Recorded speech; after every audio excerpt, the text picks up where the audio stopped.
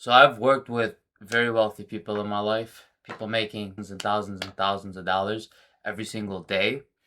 And at the end of the month, they have very little money. Why is that?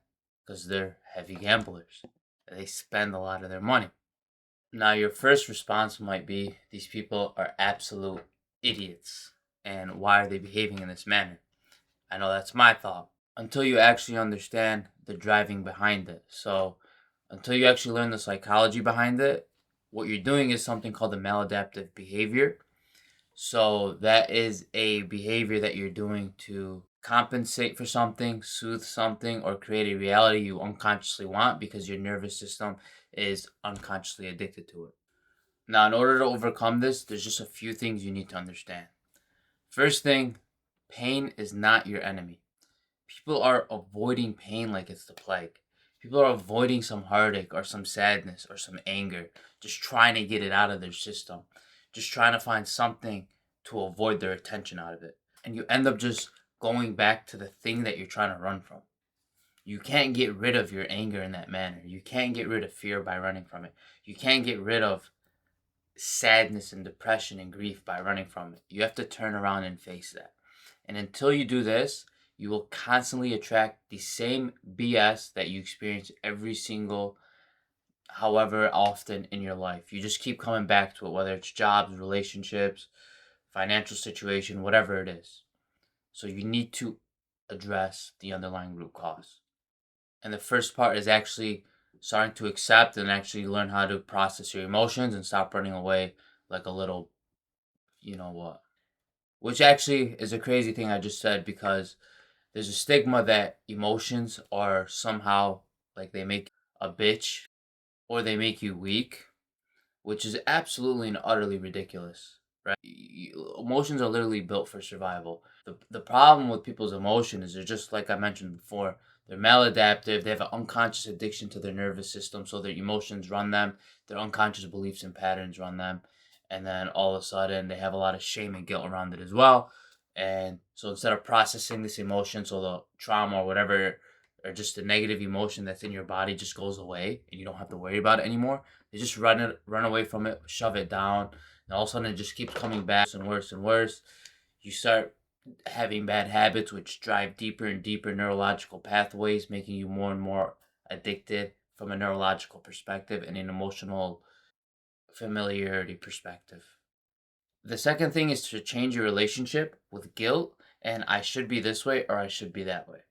So, massive guilt is going to be a driver of something like gambling, OCD. OCD people have a ton of guilt. Once they dissolve, all of a sudden, they're like, my symptoms have gone away.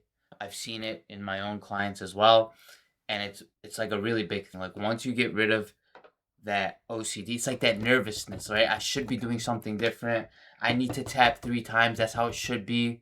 And that's just from childhood. That's my personal experience. I've seen personally, like, I think it's just a psychological thing. That's my personal opinion on it. Same thing with ADHD.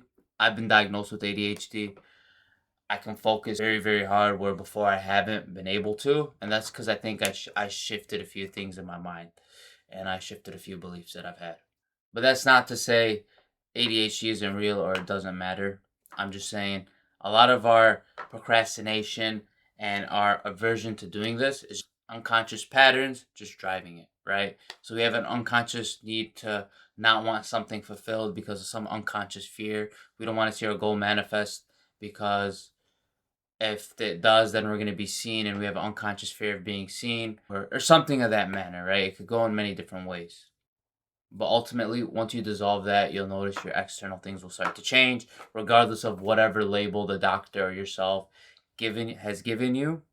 I thought the main way to go is dissolving these unconscious mechanisms and programs, which will have a massive impact on your life.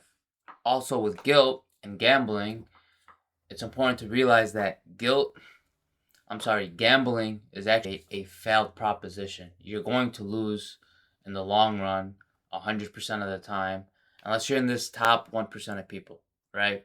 It's literally set up that way for in the long run, the cards are stacked against you and the house is against you, right? So you can't actually win unless you're the very small percent of people.